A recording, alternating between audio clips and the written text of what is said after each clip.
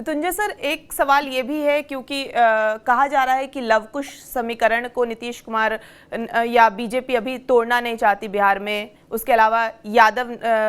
का भी जिक्र आ रहा है, सवर्णों का भी जिक्र आ रहा है कि सीएम इस आधार पे बन सकता है, ये जातीय समीकरण फॉलो करके बिहार में बन सकता है। तो क्या क्या फैक्टर्स ध्यान में रखा जाएगा आपके हिसाब से अगर सीएम का चेहरा कोई होगा तो? मुझे लगता है लव कुश फैक्टर जो है उसमें भी बहुत ज्यादा कोई चेंज नहीं आने वाला है, क्योंकि जब तक नीतीश कुमार हैं,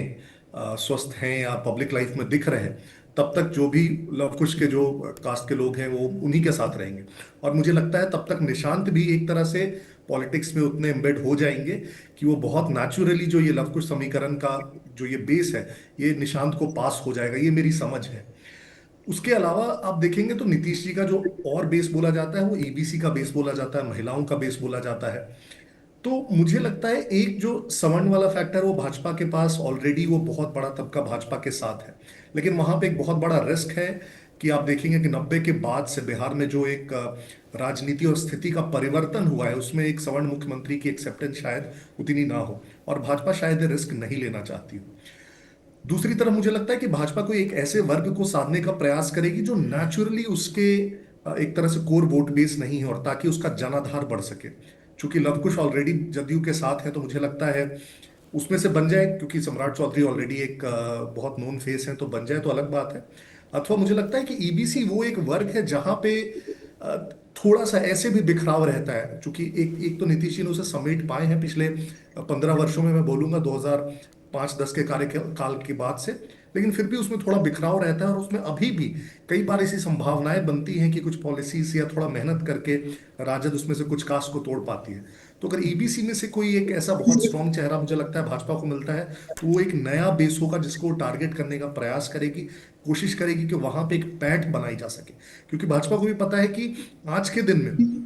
जो जदयू का पूरा बेस है, जब तक वो साथ नहीं आता तो सरकार नहीं बनती है। और आगे जाके जब इसे सरकार बनाना होगा और इसे लीड लेना होगा, जब ये कहेगी कि मैं एक सीनियर पार्टनर हूं गठबंधन में, तो सिर्फ वो एक जो अभी का एग्जिस्टिंग वोट बैंक है जिसमें आप ज्यादातर सवर्ण समाज बोल सकते हैं, सिर्फ उस वोट बैंक से बहुत ज्यादा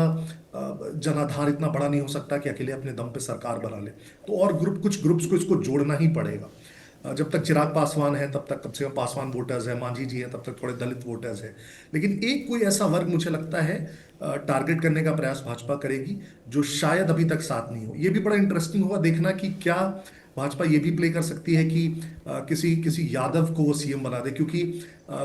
राजद जो है अभी एक बहुत कमजोर स्थिति में है, वो अपने एग्जिस्टेंस की लड़ाई लड़ रही है। तो क्या भाजपा, जिसने 2015 से 20 के आसपास थोड़ी बहुत ये कोशिश की थी कि यादवों को वो अपने साथ लेके आ पाए राजद से, जो बहुत बहुत एक तरह से सक्सेसफुल नहीं हो पाया, क्या इस बार फिर से जब राजद अपने सबसे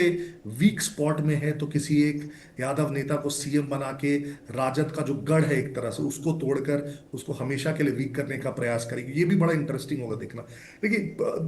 दिक्कत क्या है कि बहुत सारे केसेस में पॉलिटिक्स में प्रिडिक्ट कर सकते हैं, लेकिन जैसा डॉक्टर संजय जी बोल रहे थे कि बीजेपी के इस पे ये प्रिडिक्ट करना बड़ा मुश्किल है। तो हम बहुत सारे कॉम्बिनेशंस की बात कर सकते हैं, उसके प्रॉज एंड कॉन्स की बात कर सकते हैं, लेकिन फिर भी बड़ा डेफिनेटिवली बोल देना कि ये होगा, ये किसी भी विश्लेषक, पत्रकार, कितने भी जानकार कोई व्यक्ति हो, मुझे लगता है उनके लिए बड़ा मुश्किल है। बिल्कुल।